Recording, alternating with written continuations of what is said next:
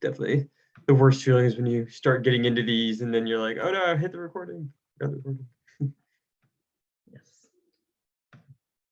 Or you realize, okay. oh, we were having such a great discussion. Why didn't I record it? Yeah. When we go ahead and get started, we're at 10 o'clock. So Okay. welcome everyone for our first Friday breakout session here. And we're really happy to have Billie McNamara with us from University of Tennessee, Knoxville, who's going to talk about micro-credentialing in higher education. Billie also wanted to make sure that everyone feels really encouraged to ask questions. I'll have the chat open and I'll be monitoring it as we go. And if you have any questions, we can jump right in with those. So, but with that, I think we're ready to get started, Billie. Excellent. Thank you so much. And I'm sorry I didn't catch your name, but thanks. Oh, sorry, I'm Drew. Okay, Drew, thank you. Yeah, sorry, these moderator accounts. I know you're ELCC02 this morning. Thank you, everyone. I am in Nashville. It's finally sunny. It's still a little chilly, but thankfully all the weather has passed by, so I shouldn't lose my internet connection today. If you have any trouble with technology, just kind of wave your hand or something, or use one of the emoji icons, and if that way we'll know that something's up. Most folks in higher education have heard a lot about it and have read a lot about it, maybe even used digital badging in your lives. And so leading into that, I'd be interested if you want to drop into the chat where you're from, what your job title is, if you're an instructor, if you're an instructional designer, if you're a student, what do you do at your higher education facility? My background is in post-secondary occupational education, but I have a degree in adult and higher ed, so I've got a lot of classwork in just traditional higher ed. So it's a nice mix when I'm talking about something like digital badging, because there really are separate worlds for it. And it matters to some degree where you are in your personal career. We're going to talk about the concept of badges for those who don't know what they are, if you're here to learn a little bit about them. And I want to talk about how badges relate to self-directed learning, which if you're in any kind of adult education at all, or even the dual enrollments or the high school to college bridges, those are really focused on the principles of adult education, which take you into self-direction, readiness to learn, and all those wonderful concepts. So I'll talk just briefly about that, and then about digital certifications in general. So I want to start out with understanding that this is, even though digital badging has been around for a while now, it's over 10 years old, it's still considered new because we haven't been able to get focus. It's sort of like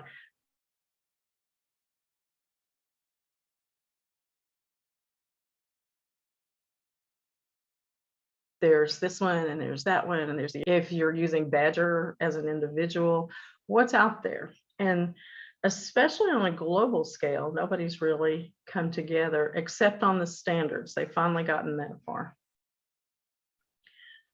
Badges exist globally, and this is a graphic from a British organization that studies higher education. They have a panel, excuse me, that they keep surveyed for various topics, and this was their most recent assessment of where badges are saturation-wise in the world. And you'll notice that North America has a pretty large saturation of badging being used for higher education purposes. And East Asia and the Pacific was the next slice, and then Europe and Central Asia, and then it gets smaller as we go around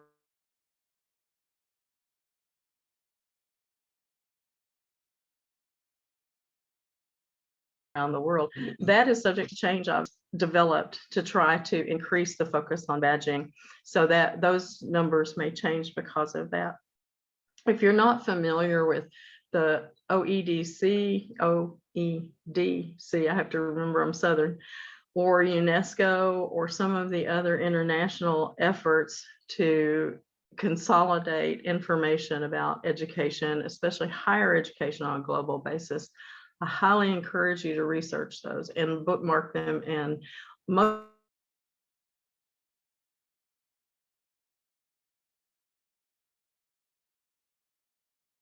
most of the publications come from, you go back to the original material, some of it's voluminous, but it's worth the read. So I said the roots of badging is in self-directed learning, and hopefully you're a lifelong learner. If you're here today, you probably are, and you encourage lifelong learning. And self-directed online learning has come from that individual desire to know more. If you talk to most teenagers today, or most younger, like early adulthood, they will tell you that if they want to learn something, they go to YouTube and watch a video. I need to do something with my car, I go to YouTube. I need to figure out how to change the settings on my new phone, I go to YouTube. That's an online self-directed learning activity. And it's really fascinating to me how they find this information. I talked to a 15-year-old last night over supper, and he was telling me what all he's learning on YouTube. And I'm like, but can't you just, Google it, go to, there's so many options available to you, especially through your school. The resources in, like Gail has all the online materials available. And he said, no, it's easier to just watch YouTube. And then we had a long conversation about entrepreneurship and starting his own YouTube channel. So it kind of worked out, but it was a learning experience for me to have that conversation. These are some of the places that you can get badges for online self-directed learning activities. And most of them are just logos that you're familiar with day to day. If you just get online, these ads come up. So check them out if you're interested. Some of them are free, some of them you have to pay a subscription for, but they're opportunities to learn. And I just encourage everybody, go out and dig around and find what's out there. So what is a micro-credential? That's the other word for badging. Why do we use them and how do we use them? Well, during this conference, I hope you've been attended some of the materials, or some of the sessions, read some of the materials about gamified learning, because there's been a really strong focus in this particular week about gamification, and the metaverse has been a focus of this conference. Please make sure you're aware of what's going on in that environment, because it matters to you as a higher education professional to understand the concepts. In the next 10 years, that's going to be how things are done in higher education or post-secondary education in general. Simulations are going to be the way we do things. We're going to put kids or adults or whoever we're teaching in front of an interactive screen that's going to teach them what they need to know. Virtual reality, there's so many things that are happening, and the advancements are happening faster than we can cope with as humans, because it's just phenomenal. But gamification, the metaverse, virtual reality, all of these things with themselves or with a machine is the way of the future. And badges are the reward for your participation and your levels of achievement. And if you're old enough to remember, even back in the early days of like Super Mario, you got little rewards to collect, and you could show those in your personal user profile. It's just grown from there. Active learning, if you're not familiar with that concept, it's where the participants, I'm kind of old school, sometimes I say students, so please forgive me, but the participants in your learning event actually are engaged in the teaching. They either teach each other, or they teach the teacher to show that they've accomplished the material, or accomplished the goals that the material required. So active learning involves the learner in the actual instruction. Flipped classrooms, I love because all of the reading, all of the support material is covered outside. The individuals read, they gather all the information they need, and then they come to class or the learning event and they participate, but they have all the foundational structure in place. And then we have workplace skills-based learning, which is where I live, where I've got folks who are learning like how to draw blood, how to program a firewall on a computer system, whatever the goal is for the learning event that they're in, it's very skills-based. And so for them, earning a badge means that they have achieved something. They're qualified to perform a particular activity. In the flipped classrooms and the active learning, a lot of times folks don't get a badge. They don't get a reward at the end of the session. And they really should. They've accomplished a task. They have achieved something. So please think about, if you're in those environments, please think about implementing rewards, not, you know, like here's your grade, but literally here's something that you can show off. Back to the Whole on IQ Global Higher Education panel, they also studied the positioning of credentials across the world. And you'll notice that most of them are given by short courses. And what that means, that's the course RA, the edX, the short-term, like the great courses, if you are enrolled in any of those. Or some universities offer a tiny little certification,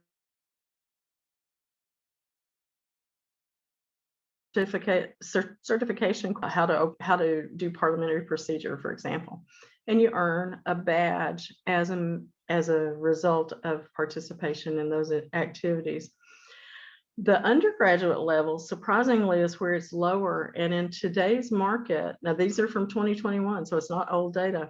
In today's market, as higher education professionals, we expect to have our undergraduate students more engaged in digital learning experiences.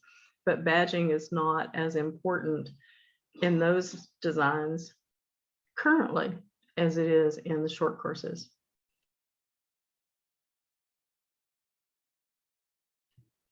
So a little more background. There are globalization attempts to try to make badges recognizable all over the world. So if I get a badge for completing a course in makers management of a maker organization from, let's say, Boulder, from the University of Colorado, what does that mean to somebody who is involved in a global arts community in West Africa? What do I have to show them about my skill level with this badge that I've earned, my digital credential from the University of Colorado? Well, that's what the globalization is about. That's what the standards are trying to establish. And the open standards finally got some traction a couple of years ago, and we're making headway, thank goodness, so that those questions are able to be answered. There was no way to look up what was taught. And if you think about your students who come into your program as a transfer, and with badges, we should be able to do that. Just click on the badge and it will tell us what the class was, what they did in it, not necessarily what their grade was, but they earned the badge, so they completed, and the knowledge that they got match what we require for our program.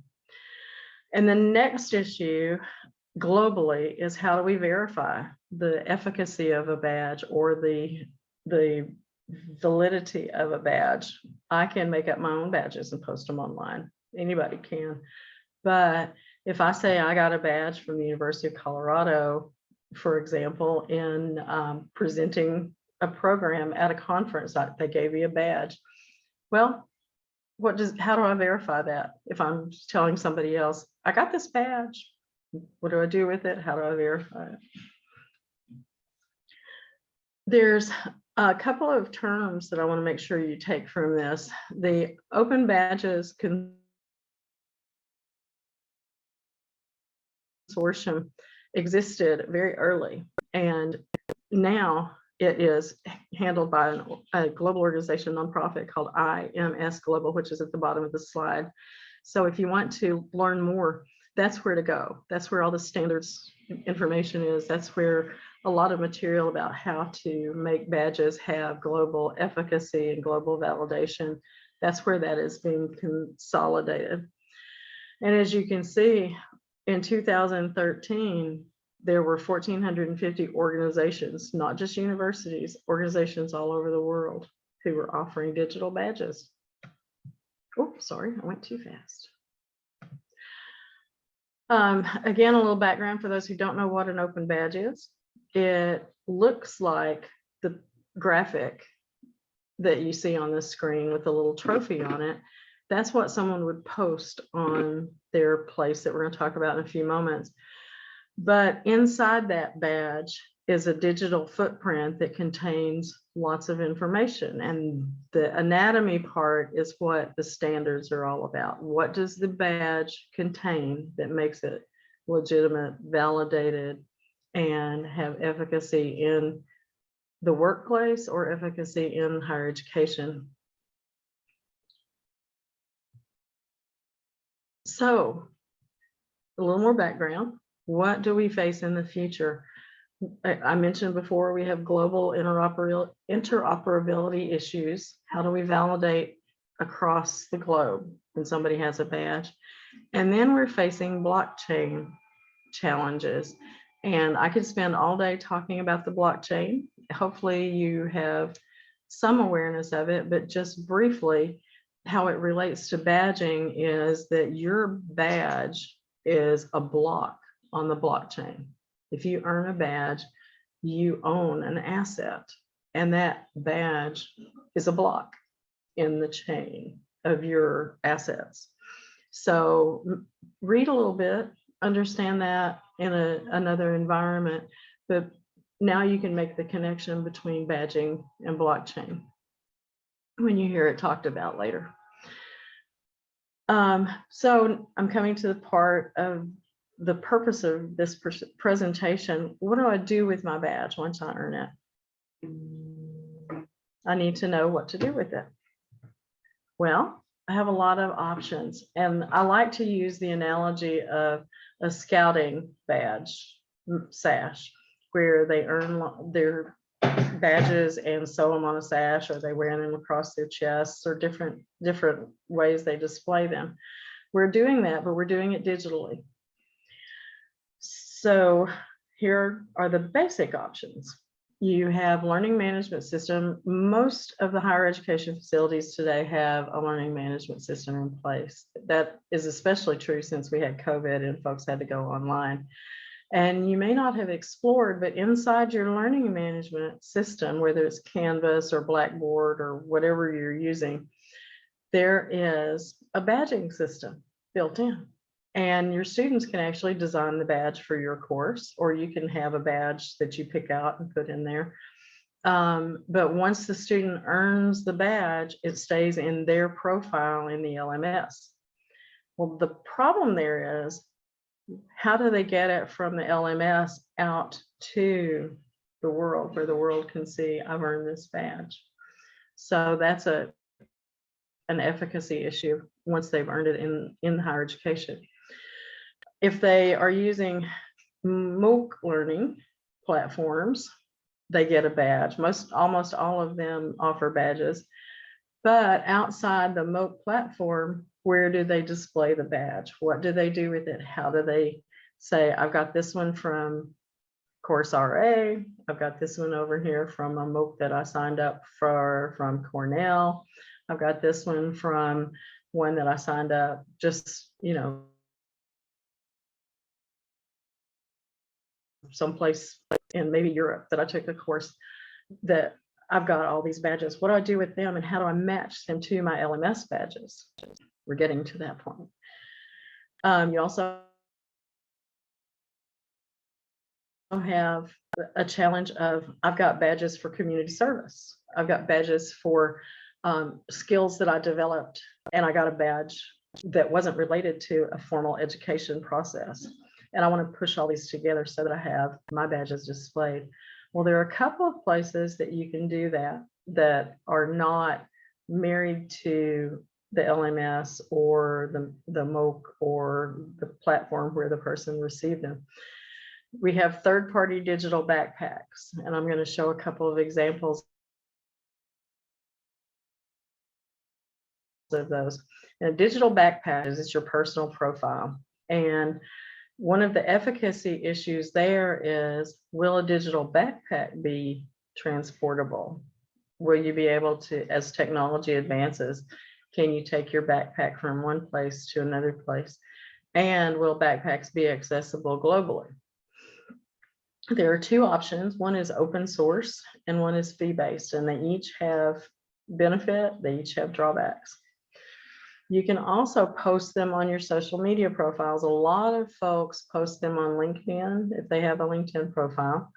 But there's a limit there because you can't add a whole lot of information if you have a free LinkedIn profile. So to get the biggest benefit from LinkedIn, you have to pay the subscription. My personal wish is that while students are in a program enrolled at a university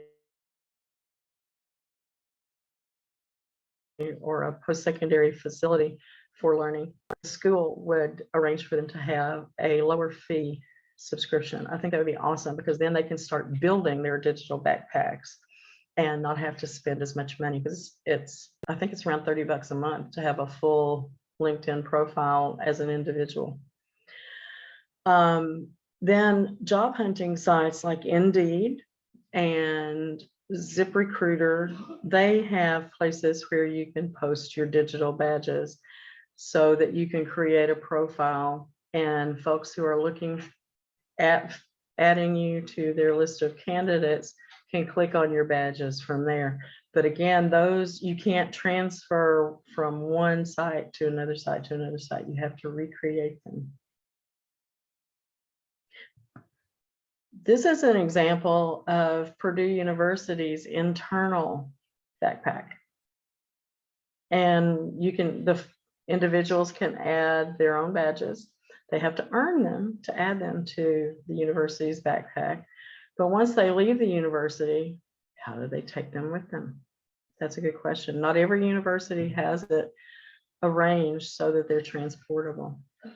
And how do I share them? If I want to tell somebody that I'm looking for a position, hey, I've got these badges from Purdue, I could screenshot it, obviously. But what good does that do? Because they can't click on it and see the information behind it. Now we've got what are called application-specific badges. And this one is from Skillsoft, which is a for-profit learning environment. But you can earn badges there, and they are available for you to show off if you can refer somebody to your Skillsoft profile. But that can be a challenge. And one of the skills for, if I earn a skill like cloud computing and reference architecture, I completed it at Skillsoft.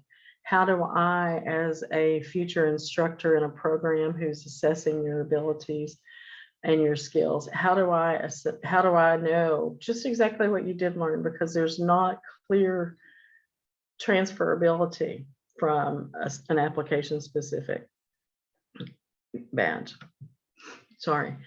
Then we have openbadges.me is a free place for folks to go and upload their own badge profile. This one that I grabbed the screen from is someone who's got badges. It made me think of when I was younger and we used to travel and you'd collect the little patches and sew them onto your backpacks or stick them on your luggage. That's what this person does. This is their sample of a travel badge backpack. And you'll notice on this one, the individual can create different badge backpacks and put their badges in there. And then with openbadges.me, you can share your backpacks publicly, and it's free. But you have to go out and find your badges, add them to your backpack, and organize them the way you want them to be visualized. We also have Badger, and Canvas and some of the other learning management systems have Badger built in, the free version of it. Badger also has a paid version that is available for folks who want to use it. And it probably has the strongest standards-based application for transportability. And that may not make a whole lot of sense to you, but for the efficacy of the value of the badge, and for the ability to go from one platform to another platform with your badge and maintain the data that's supporting it, Badger has a closer alliance with the open standards than most of the others seem to have as of this point in time. This is such a changing world. Excuse me. Then we have the opportunity to create, like this example of the person on the left has a job search collection that's a profile at like LinkedIn, or sorry, Indeed or ZipRecruiter or one of those platforms. And they have their badges available, and the badges are displayed. They're also defined. That's not something that happens automatically currently for most of the platforms. You have to explain what this was about. So it sort of defeats the purpose of a badge, because the whole idea of a digital badge, remember, is to be able to click on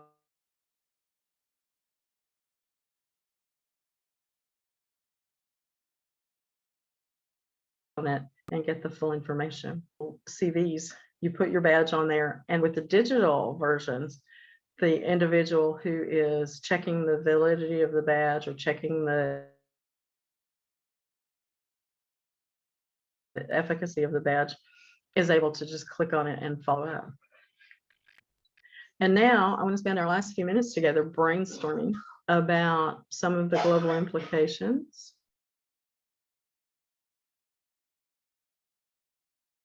about formal and informal learning badges, and about the efficacy of individualized credentials, and sustainability of the systems for validating and transferring, and all, especially as the blockchain evolves.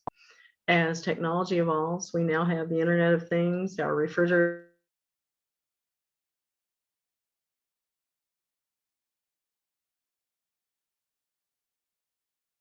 talk to us, everything talks to us, for our learners in the badging world. So I went a little too fast. Does anybody have a comment or a question or experience you'd like to share, either through the chat or unmute and speak up?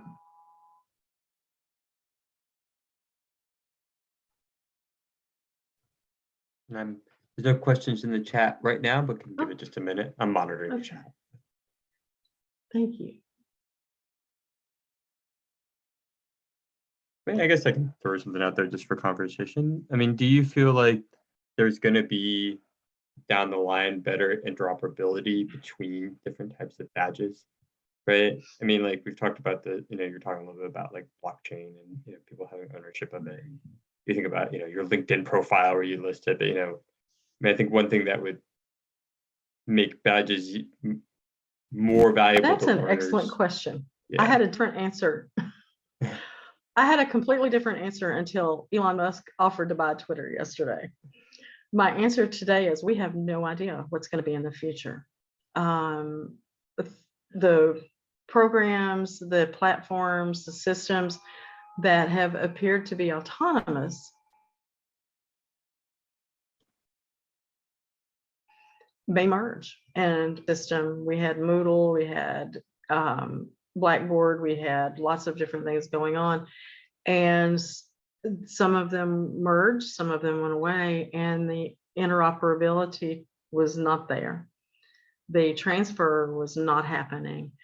And with the blockchain, because we haven't as a society yet embraced that concept that I own, so I own something I can hold. I own something, this asset that I can put in my hands and look at. But if it's in the blockchain, if it's out there in the digital metaverse, universe, whatever verse it's in at that point, who knows what's going to happen 10 years from now? How do I own it? What happens, like with crypto? If I lose the key, I've lost the money. What if I lose my key to my digital backpack? What then? So that's going to be a challenge for users and for the folks who are relying on verification to be able to say, this is legitimate, this is an asset that I hold, and this is something that I can share with others. So there is a challenge. I hope I've answered your question. There is a challenge about ownership of the block asset in the blockchain world, because if I lose my key or if things change, how do I get back in? How do I prove that I'm who I say I am? How do I add to, take away? There's a national data clearinghouse. I don't know where everybody is in the higher ed world that's in this particular session, but transcripts are mostly managed now by data clearinghouses. And that's kind of like the concept of your credit report. Data goes in, you don't control it. Once it's in that clearinghouse, you can argue about it, you can request a refinement to it, but somebody else owns your data at that moment. So you don't have a way to say, here's my information, you have to pay to get it back out. And you can't really tell what's being sent out necessarily. So there's a challenge with that concept as well. And when folks start looking at badging and third-party digital backpacks, where is my control? And I'm kind of a control freak about my data. I don't want my stuff going out unless I can control it somewhat. So that's a challenge.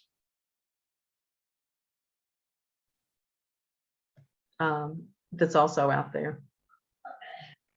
Any other questions or comments? There was a good comment in the chat from Oh. Kate, who's at North Central Michigan College.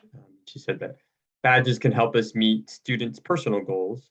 And I work at a rural community college, and we're trying to meet the needs of students who need skills but don't necessarily want to earn a certificate or degree. Mm-hmm. That is excellent. And I'm glad you're implementing badges because that gives the students a tangible asset at the end of their learning, something that shows I qualified. The challenge is going to be, how do they translate that, since you're moving into the job market, into work readiness? How do you take that asset and make it hop around and market themselves?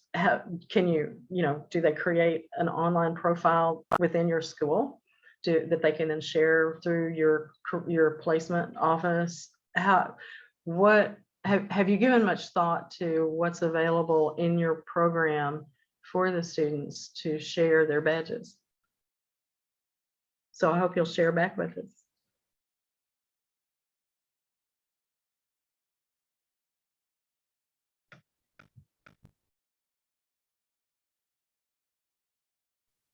Anything else? Nothing else in the chat right now. Oh, shoot, went too far. Sorry about that, folks. This is the list of enough to grab this. So please go to the Discord site and download the slide deck so you'll have these references. I will tell you from my personal preference, James Keevy, who's down in the Twitter list at the bottom, I read everything he produces. He's in South Africa and he follows digital badging. He follows this whole micro-credentialing future of digital learning so closely. He's part of a UNESCO focus group. And so I follow everything he writes. And I think if you're interested in this topic, you would do well to follow him also. Just real quick, we actually do have a hand up from The others Randall. are wonderful, but he has a question, yes.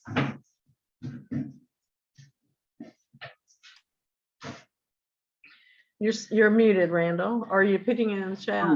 Yeah, hello. I was going to chat, but I decided to just raise my hand instead. Okay. Question about verification. So I am designing and implementing a game-based learning micro-credential at Cal State Fullerton, and so since it's through Cal State Fullerton, they are basically the verification body. But my question is, and obviously like Google and Microsoft, they have their own micro-credentials and they are the verification body. But my question is, do you think for smaller companies or organizations that are not well known? So my example I always use is, say you have like Joe's Plumbing training program, and you go through and you learn about like copper piping, right? And you get Joe's Plumbing training program, copper piping badge. And so nobody's going to believe that. And so how does that verification, and say it's really good, and say people that go through that are really, really skilled, then so how do you think that verification process will go? Will it be market driven by people that have the badge and that get reviewed and say, oh, they really know their stuff, so therefore Joe's Plumbing training company is really good? Or will there be a third party? Will higher ed institutions have to fill that role, or will there be some other third party verification accreditation organization? What are your thoughts on that? That's a really excellent question at this point. The whole concept behind IMAS Global and Badger and the open structure that we have out there is that you can create, like for Cal State Fullerton, you could create your own badge and define it, and it would be stored. The information would be stored so that people could validate it. Like you said, the problem is, how do I market that? How do I make mine great? A lot of universities, if you go online and look up digital badging or micro-credentialing, you'll see that universities are starting to add badges to their websites, like academic or whatever they've done. I think it comes kind of from the sports ban or sports pennant idea, but I've noticed a lot of universities are adding badges. So they may be moving, like you said, into the notion of we as an institution have to be able to market our badging programs. But if you've got a small thing like Joe's Plumbing is offering a training course, he's going to have to market the project, market the training, market the learning, just like he does to try to attract students. He's going to have to market the validity of it to the rest of the world, and it will help. He'll get students, and his students will get courses or get jobs. It'll work out that way. But he has, in a small environment, like a skills-based training from, like you said, we're not Google, we're not Microsoft. Gives out 3 million badges a year, I think is the last number I heard, to their employees for their training program. We can't, most of us can't conceptualize that. So if I want to offer a badge, I have to think bigger. I have to hook into somewhere like the Badger system as a provider and find out what it can offer me. Also, if you're using LinkedIn for your company, you can talk about and promote your badging system. Or if Cal State Fullerton if the program itself has a LinkedIn page, you can promote it there. You can promote it on Facebook, Instagram, other places, but LinkedIn is a pretty good place to go.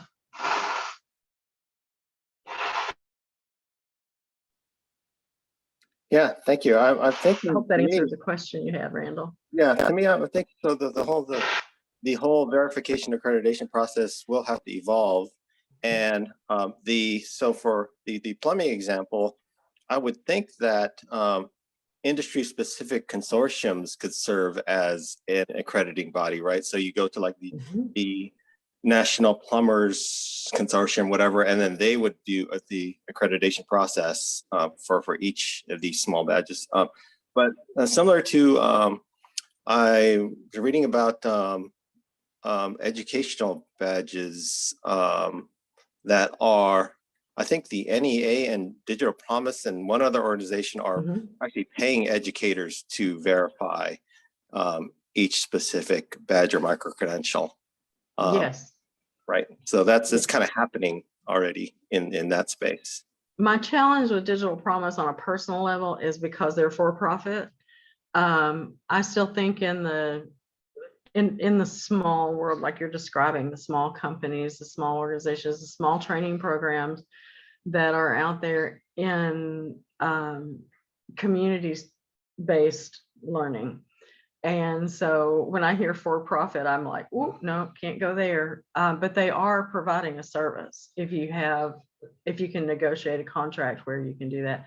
I didn't talk about Digital Promise because they're not in the forefront of my mind, but they are they're serving a purpose. Now, Digital Promise primarily right now promotes their own their own badges that they have solicited relationships with folks. It's not like Joe's Plumbing could go out and approach them for it. But I like your idea of the national organizations like IEEE or the American Bar Association or somebody could then be adopted or somehow modified by individual providers. That is really, I'm gonna have to add that to my list. Thank you. Yeah, and to further go along those lines, I was thinking that so I'm in the game-based learning space, and there's no real like game-based learning consortium or whatever out there, right?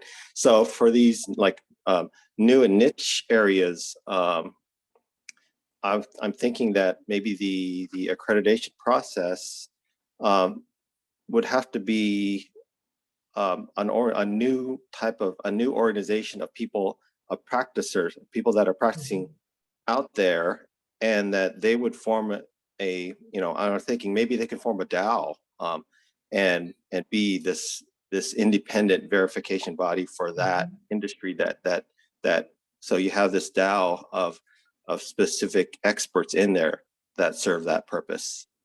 Absolutely. So you have, and your alliance could go beyond that, bring in some student input, bring in some corporate input, you could go far beyond just inside the institution and get a much broader idea of what's going to be accepted, what's going to be recognized. Yeah, Mike likes that idea. You have great ideas. I love this. That's all but you're right. There's not there. There are some folks who deal with game-based challenges, and I read their material and I'm like, I never thought of that. They are so just like 10 light years ahead of where my brain is on badging, but I can see it trickling down to post-secondary higher education world. Does anyone else have a question or comment? If not, I will put up the last slide, which is how to contact me. I love talking about this and writing to folks about it and learning, like Randall's idea. I've now got something else to add to my suggestions. But please get in touch if you have questions or comments. I would love to hear from you. And I'm not trying to cut us off, but Drew, if no, I think I think we're good to go. Okay. Well, thank you all so much, and enjoy the rest of your day. Enjoy if you're on holiday break, enjoy it. Thank you. Thank you. And thank you, Drew. Thank you, everyone.